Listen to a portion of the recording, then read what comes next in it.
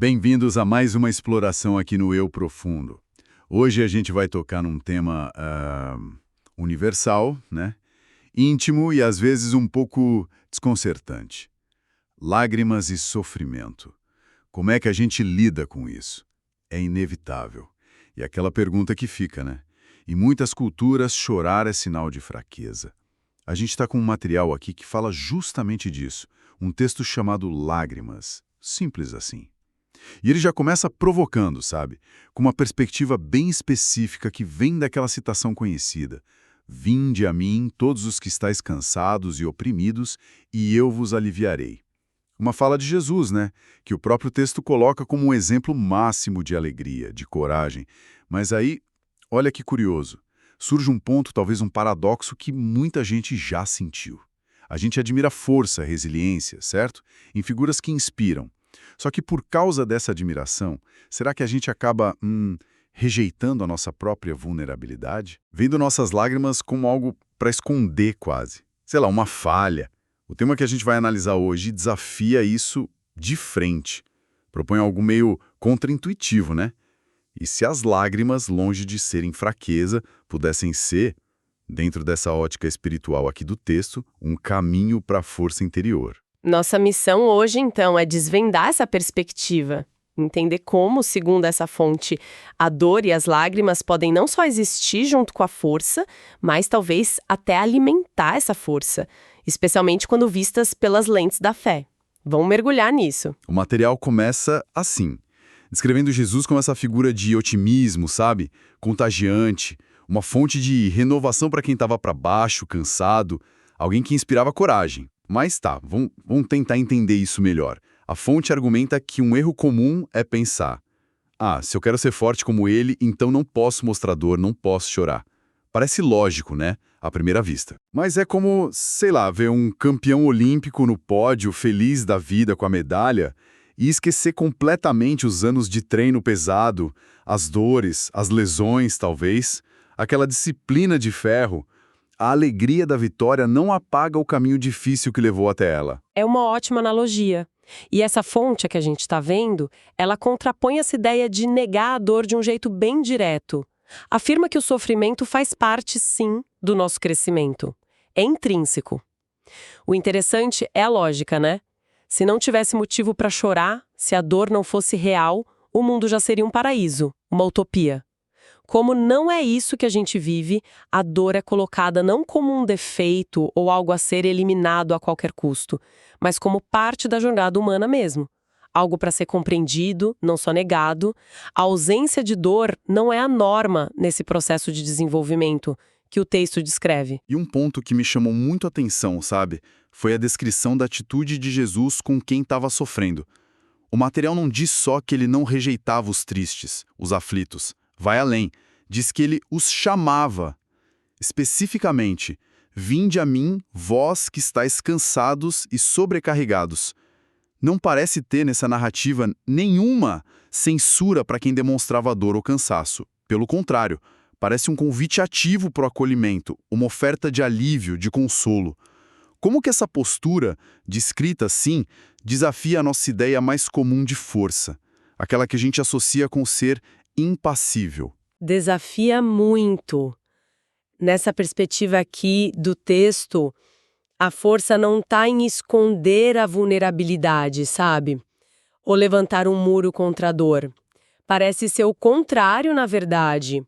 A força se manifestaria na coragem de encarar a dor, a nossa e a dos outros, com esperança e na disposição ativa de oferecer apoio, de aliviar o fardo do outro.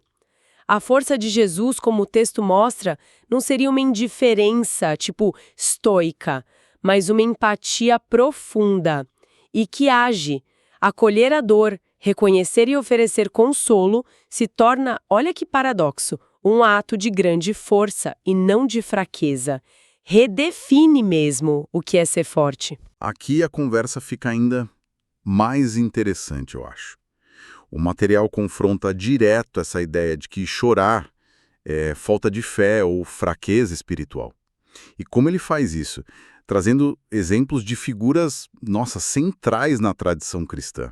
mostrando que elas não só sentiram dor, como choraram. Fala de Maria chorando aos pés da cruz.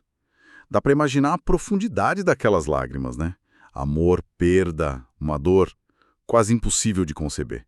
Cita Pedro, que chorou amargamente depois de negar Jesus 3 vezes. Lágrimas que a tradição vê como de arrependimento profundo, vergonha. Menciona Paulo, que teria chorado lá no caminho de Damasco, na conversão.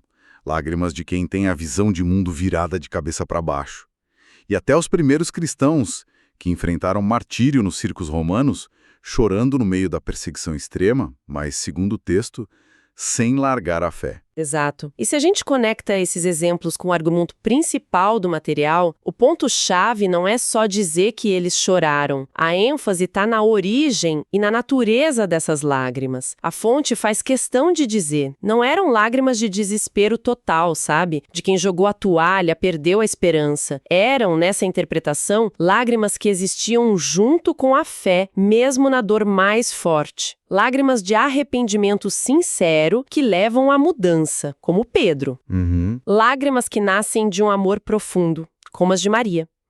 Lágrimas de esperança resiliente, mesmo diante da morte, como as dos mártires. Então, sim, eles choraram. O material reconhece isso sem problema. Mas e aqui está o ponto fundamental na argumentação. Essas lágrimas não paralisaram eles. Eles continuaram firmes no caminho que escolheram. Sofreram, mas não se calaram. Continuaram vivendo e compartilhando suas convicções. Foram perseguidos, mas mantiveram a confiança num propósito maior. Isso mostra bem concretamente a ideia central. Nessa visão, a lágrima não é o oposto da fé ou da força interior. Elas podem caminhar juntas. Pensa numa situação de hoje. Alguém recebe um diagnóstico médico difícil. É natural sentir medo, chorar, lamentar. Claro. Mas essa mesma pessoa pode logo depois ir atrás de informação, conversar com o médico, procurar grupo de apoio, ajustar o estilo de vida. As lágrimas foram uma parte real, válida, do processo de lidar com a notícia, mas não impediram a busca por caminhos, por esperança. E a fonte vai além ainda, propondo uma ideia que é, sem dúvida, poderosa e, talvez, polêmica para algumas visões de mundo. A ideia de que o sofrimento, quando vivido com um sentido maior no contexto do texto, por amor a Jesus, não é só algo para suportar. Ele pode se converter ativamente em força interior.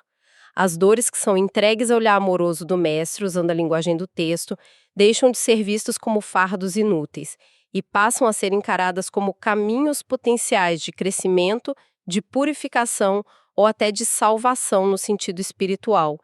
Isso traz uma questão importante, né? Como que algo que a gente percebe como negativo, a dor, pode ter um lado redentor ou positivo? Qual seria o mecanismo para essa transformação? A chave, segundo essa perspectiva aqui, está na origem e na intenção por trás das lágrimas, do sofrimento. O material faz uma distinção bem clara. As lágrimas que vêm de uma dor sincera, mas que está conectada a um propósito, a uma fé, a um amor maior, essas são comparadas a remédios da alma. A ideia é que elas têm um poder purificador, curativo e, no fim, fortalecedor. A gente pode pensar, por exemplo, na dor do luto. É uma dor profunda, claro. Sim. Mas processar essa dor, se permitir chorar pela perda, pode, com o tempo, levar a uma nova compreensão da vida, a fortalecer laços com outras pessoas queridas, a valorizar mais o presente.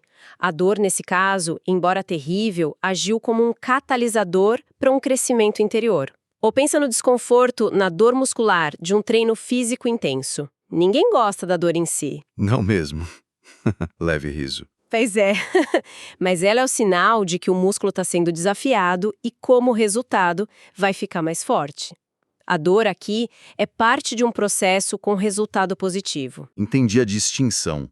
Então, o que tudo isso significa na prática? Porque, em contraste direto com essas lágrimas remédio, o material fala de outras, aquelas que nascem do desespero sem fé. E a visão sobre essas é bem diferente. São comparadas a venenos que adoecem o espírito. Voltando naquele exemplo da pessoa que perde o emprego. Chorar a perda, o medo do futuro, a frustração é super compreensível.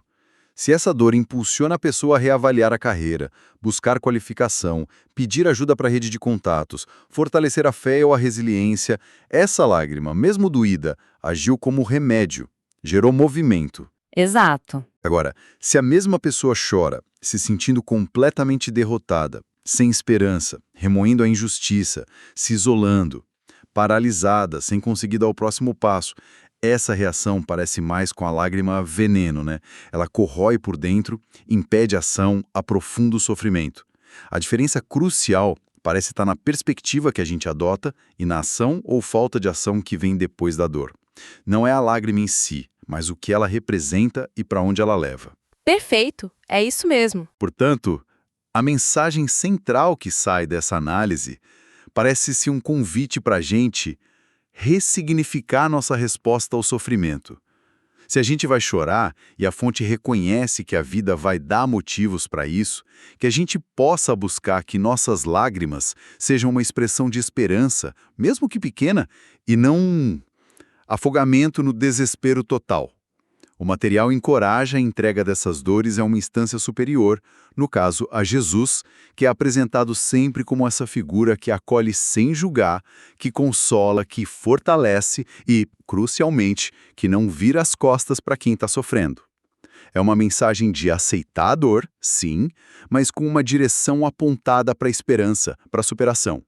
E como a gente pode tentar aplicar essa ideia no nosso dia a dia, nas pequenas e grandes batalhas que a gente enfrenta. Quando surge uma dificuldade, sei lá, uma preocupação financeira, um conflito familiar que não acaba, a notícia de doença de alguém querido ou até uma frustração no trabalho. A gente pode, quem sabe, fazer uma pausa consciente. Refletir sobre a natureza da nossa reação emocional. A tristeza, o medo, a raiva que a gente sente.